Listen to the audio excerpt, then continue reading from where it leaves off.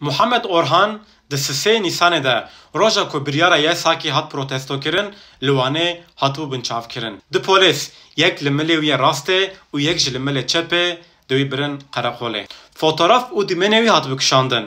Li wir bi ken bû û bi destekî silav dida. Muhammed Orhan bi rûyê xwe yê bi ken bû sembola berxwedana Wanê. Herkes lêvî bû ku Muhammed wê bê berdan.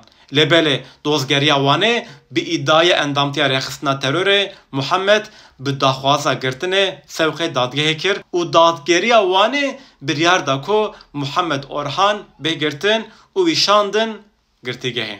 Ji bo tişkî bibe sûcê propaganda teror an endamtiya terorê, pêwîst e li ser navê rêxistinekî terorê zordarî, şîddet û handana tundiyê yanê teşvîqkirina terorê hebe.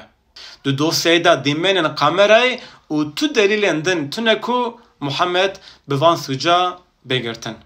Heger tu delîlê ve tune be ku Muhammed li zindanê bihêlin, xortê 17 saliyê bikin berdin. Em daxwaz dikin ku hûn ne bi keyfî li gorî qanûn û îştihadê dadgeha mafê mirovan a Ewropayê biryarên xwe bidin. Ji bo vî vîdeoyê belav bibe, biecbînin, şîrova bikin û hesabê xwe de parve bikin. Bimînin xweşî, bimînin bi Kurdî.